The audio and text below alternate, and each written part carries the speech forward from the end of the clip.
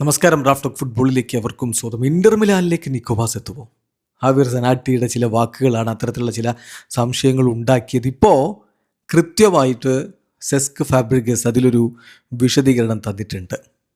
അദ്ദേഹം പറയുന്നത് നിലവിൽ നിക്കോബാസ് 100% കോമോ പ്ലെയറാണ്. ഇനി എന്തെങ്കിലും അവകാശവാദം താരത്തിൻ്റെ കാര്യത്തിൽ പറയാനുണ്ടെങ്കിൽ അത് റയൽ മാഡ്രിഡിന് മാത്രമാണ്.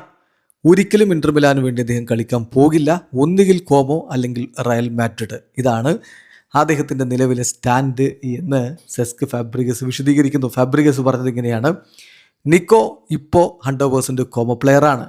ഇനിയിപ്പോൾ റയലിന് അദ്ദേഹത്തിൻ്റെ മേൽ അവകാശമുണ്ട്. അങ്ങനെ പറയുകയാണെങ്കിൽ ഒരു 50% കോമോ പ്ലെയർ നമുക്ക് തിരുത്താം.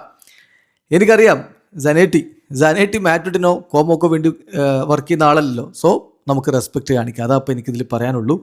ഒരു കാര്യം എനിക്ക് വളരെ ക്ലിയർ ആണ്. നിക്കോബാസ് വോണ്ട് പ്ലേ ഫോർ ഇന്ററിന് വേണ്ടി അദ്ദേഹം കളിക്കില്ല.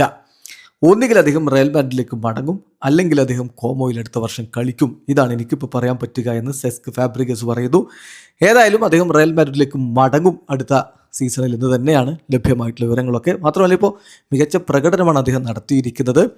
ഇത്തവണത്തെ സിരിയയിലെ ഏറ്റവും മികച്ച മധ്യനിര താരത്തിലുള്ള പുരസ്കാരം അദ്ദേഹത്തിനാണ്. ഇനിയിപ്പോൾ ഉള്ള ചോദ്യം, അടുത്ത മത്സരം നിക്കോബാസ് അവർക്ക് വേണ്ടി കളിക്കുമോ എന്നുള്ളതാണ്. പരിക്കിൻ്റെ പ്രശ്നങ്ങളുണ്ട്. സീസണിലെ അവസാന മത്സരമാണ്. അപ്പോൾ ഈ ഒരു ഘട്ടത്തിൽ നിക്കോബാസ് കളിക്കില്ല. അദ്ദേഹം അത്തരത്തിലുള്ളൊരു തീരുമാനമാണ് എടുത്തിരിക്കുന്നത് എന്ന് അർജന്റീൻ മാധ്യമ പ്രവർത്തകർ റിപ്പോർട്ട് ചെയ്യുന്നു. കോമോ ഡോക്ടേഴ്സ് പറഞ്ഞത് അദ്ദേഹത്തിന് കംപ്രമൈസിക്കെതിരെ കളിക്കാൻ പറ്റും എന്നാണ്.